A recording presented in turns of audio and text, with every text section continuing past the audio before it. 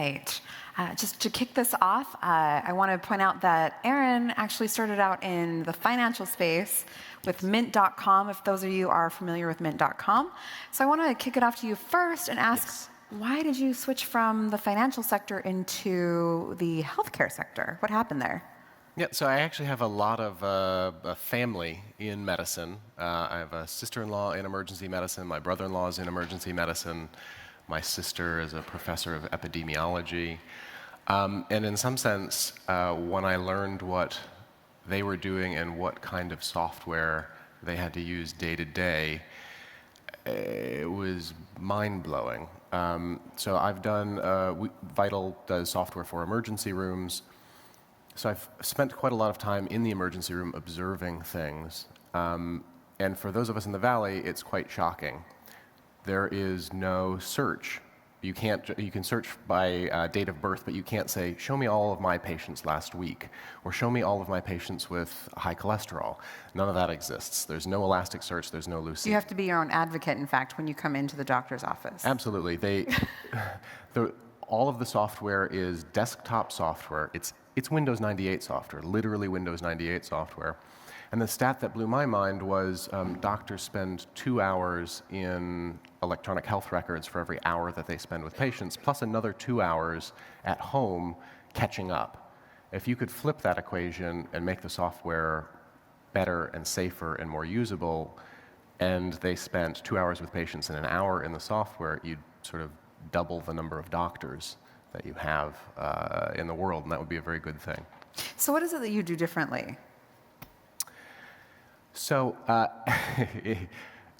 we'll leave aside the AI part until later in the discussion, but everything that you would imagine in good consumer software, which is search, chat, push notifications. In the emergency room today, many places, and these are reputable places, like I shouldn't name names, they're using walkie-talkies. They're using World War II technology. And it's just shocking. It's shocking how much slips between the cracks because of that. There are, I think, 400,000 patient deaths a year. It would be the third leading cause of death due to basically preventable medical error, and a decent portion of that is because, frankly, the software sucks. We make it usable.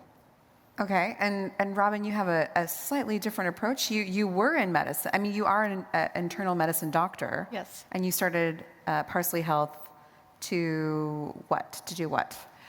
We're rebuilding the primary healthcare system. Okay. Yeah.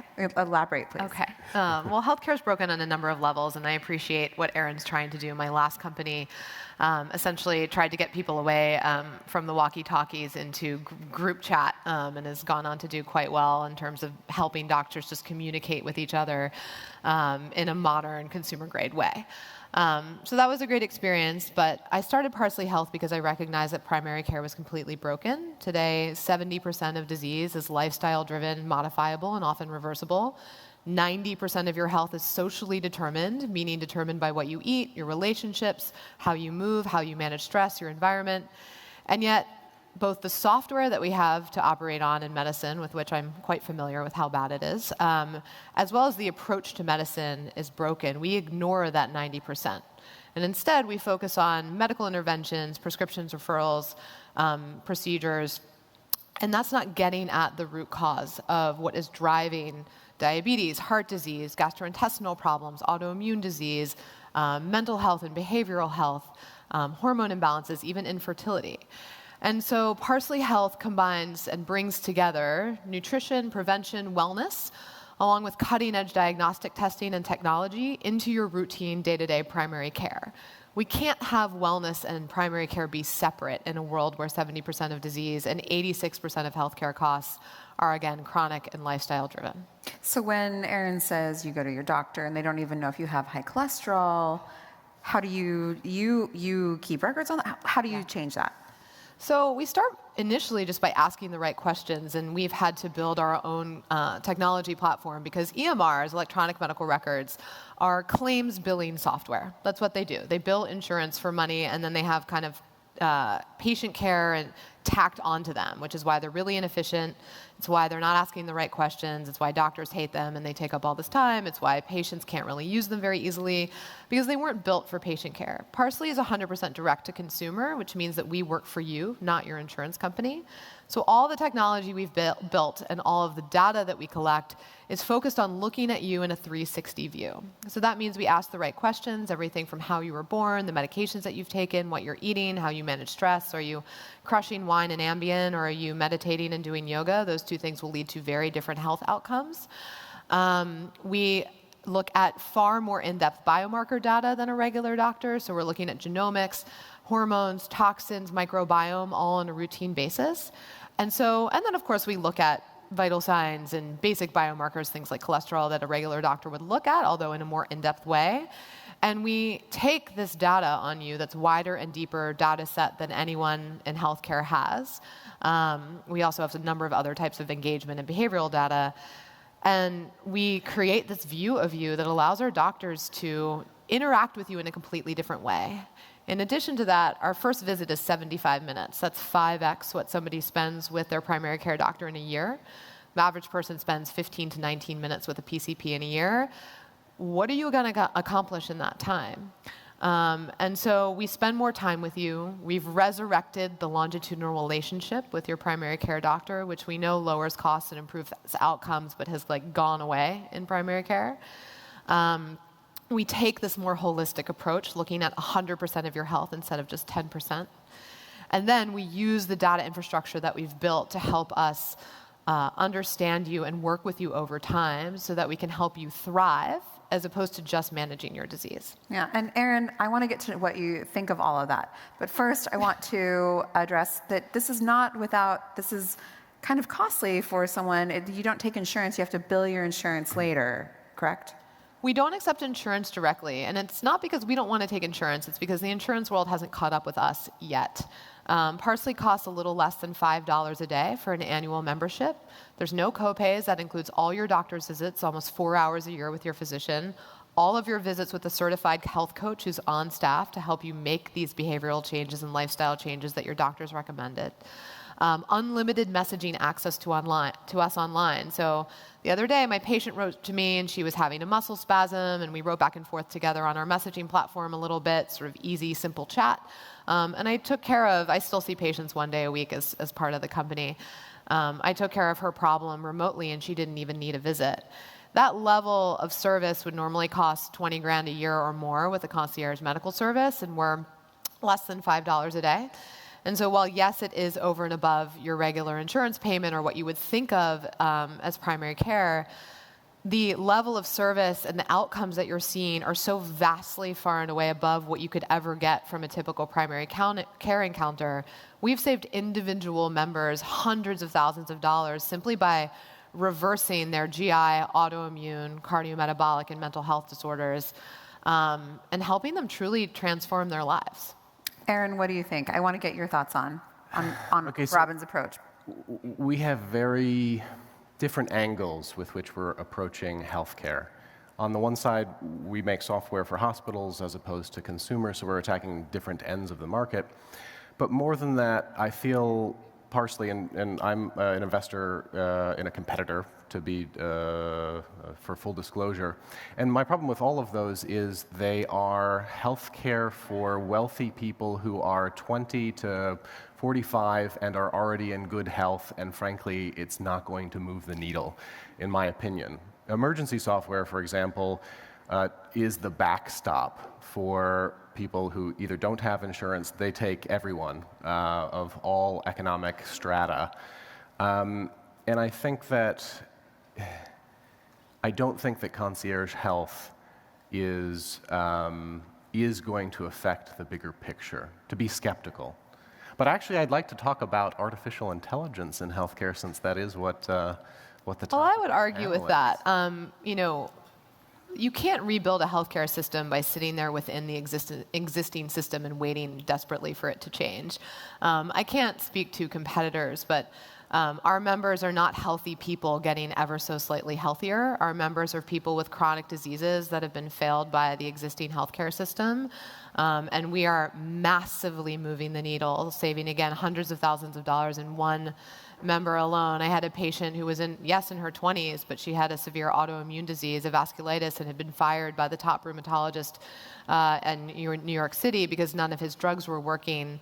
Through in-depth testing and identifying inflammatory triggers, we identified food sensitivities, alterations in the microbiome, through an approach to diet and short-term supplements, fixed all of that. Her disease, which had given her ulcers in her mouth all the way down her throat and was costing millions of dollars to the healthcare system over her lifetime, is been now in remission for 3 years. And so I can't speak for other services, but at Parsley, it's not about the existing medical system with kind of a fancy flat screen or slightly better, more consumer-grade technology. It's about fundamentally changing your approach to medicine. And so while we're starting at a price point that's a sustainable business model and that can allow us to scale because there's a very large TAM for it, especially given you can use FSA and HSA, submit for out-of-network reimbursement, our age range right now is 18 to 83. And is not 20-year-olds and early 30s who are healthy and just getting extra healthy. It's people who have chronic conditions, like 67% of 18 to 45-year-olds in this country, according to the NIH. Aaron, how do you use AI to take the same approach? She's saying that she's able to help people who have these chronic conditions. No one's been able to help them. How does your program help in that same scenario? So as a doctor, you have plenty of credibility, but yeah, definitely, let's talk tech, because we're at TechCrunch, and I love the technology of it. What we're able to do is to make machine learning predictions on free-form doctor's notes, which today are just sitting in a PDF somewhere, or based on what the patient comes in and actually says to a nurse or fills out in a little mobile website or a chatbot. And make a prediction with that, vital signs, historic information about whether you're going to be admitted, whether you're going to be discharged, whether you're going to need a CT scan, whether you're going to need an X-ray, what medications you'll be on, whether you're going to wait 2 hours or whether you're going to wait 10 hours, which depends on the patient and the condition. What that means is that, has anybody been to the emergency room lately? It's 140 million visits, and it's a terrible experience. You sit there for 3 or 4 hours and nobody talks to you. It's not even the emergency room. It's like any kind of hospital visit that you're taking. I just had a baby, so I know. Yeah, so there's just no visibility. So simply giving people an expectation of what's coming next puts them at ease, makes them less panicky, and then but it's from also a whole taking healthcare patients seriously when they say, this is happening, going through you a feel certain like protocol. you're screaming into a void right now. Yeah.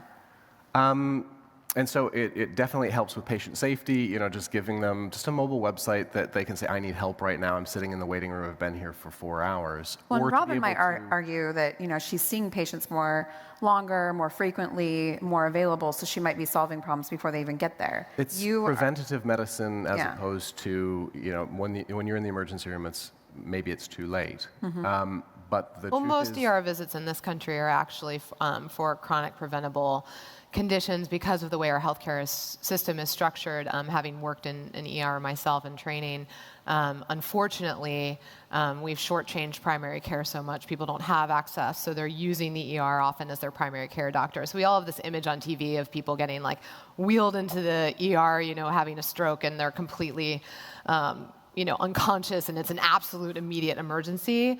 Unfortunately, that's what an ER should be used for. Mm-hmm. The vast majority of ER visits are actually for chronic, lifestyle-driven diseases of our time. But some might argue that what your approach does, it is for the wealthy people. It's people who don't need to have insurance who can pay you, so only wealthy people are being able to access something that you're offering, whereas it's poor people that by and large maybe have to go to the emergency room and they don't have that. So our members have insurance and they're not all wealthy. Again, they're people with chronic issues who are looking for a better solution for their health.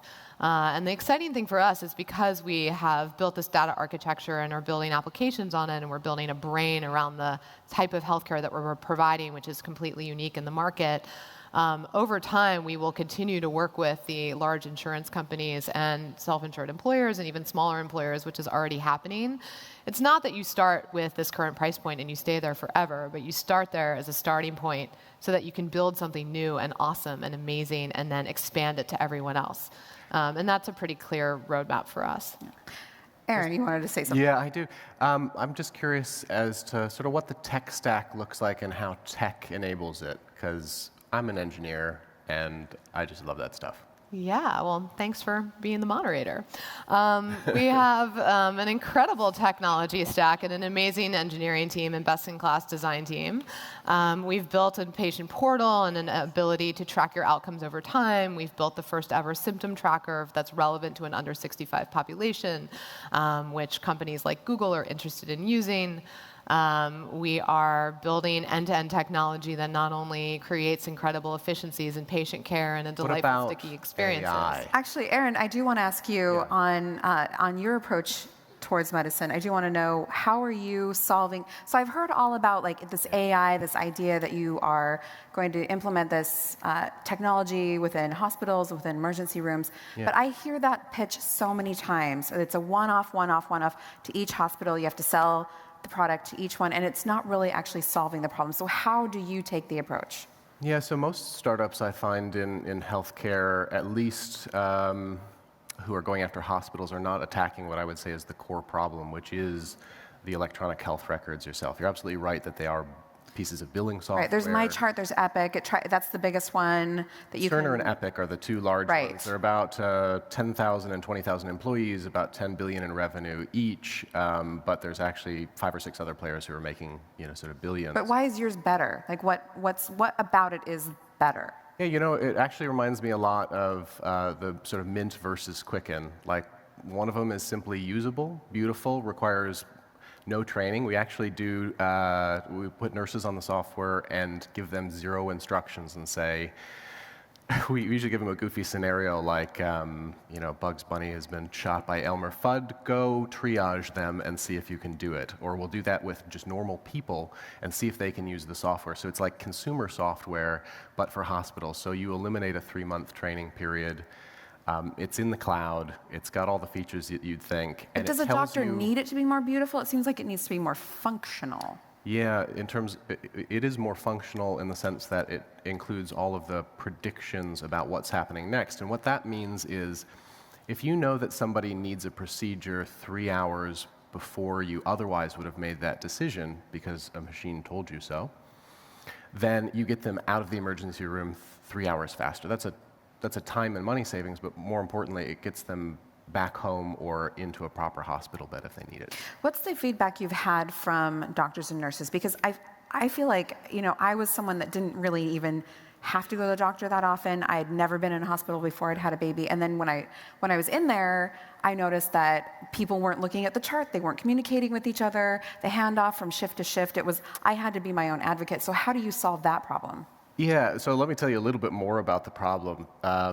So I was in the emergency room, and I was working with a technician who was operating the CAT scan.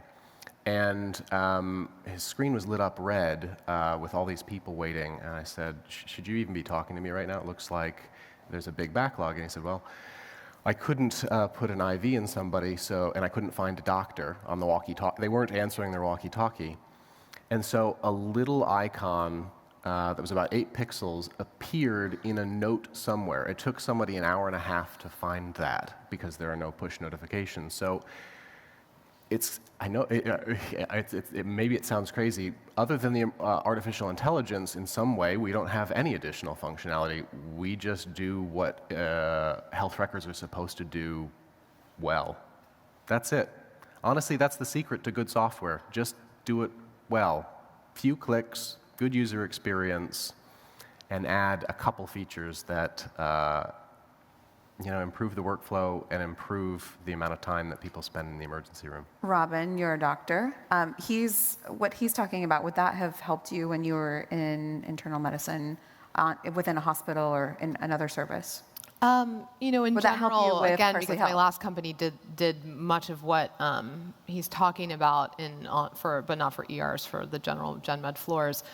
yeah, I mean, improving the UI and bringing medical technology up to consumer grade is definitely helpful and important.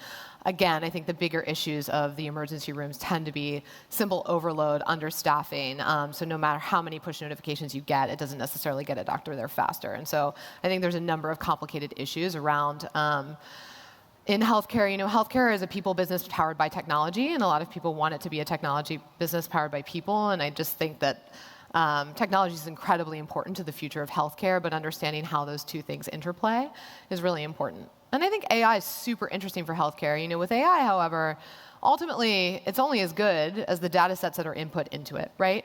And in healthcare, we have a really big problem with the data sets, because most of the outcomes data we have in healthcare is claims data. So that's really a measure of utilization. It's not a measure of like how healthy people are. And so what's really exciting about Parsley, and what's part of the really interesting value of the company, is that, as I mentioned, we're collecting a data set and asking questions and looking at biomarkers that I know that no other service in our category or other primary care services are looking at. And I'm really excited about that, because we're also trending those data sets over time. And that will allow us to build some of that predictive technology that's really, really helpful. I'm not, again, focused on the emergency space, but in the primary care space, you know, 99% of your health is not happening in the doctor's office, certainly not in the hospital. It's where you're living your life. I think there's really big promise in that.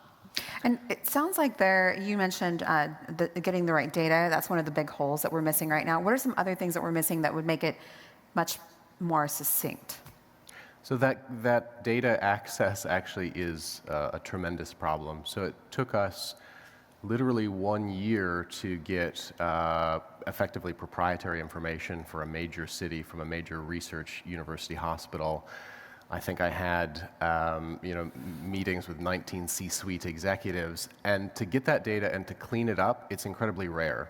So I often say that in healthcare, I had an operation inside my nose 5 years ago, and I have 0 records for that. I went to Jiffy Lube in Florida, and they knew that I had gotten an oil change in California, 3 months prior. Jiffy Lube has better records on my oil changes than we have in terms of connectivity between hospitals. And so that data is sitting literally in servers. Well, it's completely siloed, and there's not been a lot of incentives towards interoperability, although CMS and Health and Human Services have been working on that for, well, at least in the last administration, and continue to do so. One of the big principles of Parsley is that you as the patient own your data. And so we make everything available to you online. You can upload it, you can download it, and we, in addition to giving incredible patient care and helping people transform their health for the rest of their lives, we're teaching them to own all of that data, to store it, to be able to use it so that they're empowered to be the CEOs of their own health. It's never going to work to have, no matter how good the systems are, even if we get to greater standards of interoperability, it's never going to work to have this data live in all these different systems. You should be ultimately that repository of your health data. And I just hope that everything that's being built here at TechCrunch in the health space keeps that in mind. You guys have been fabulous on stage. In fact, this has been such a great discussion, and in 10 minutes, we're going to have a Q&A across the hall, I think? That way, I think. This way. Follow them. So if you want follow-up questions as to what they're building, please go to that Q&A. Thank you so much for being on stage with us today. Thank you.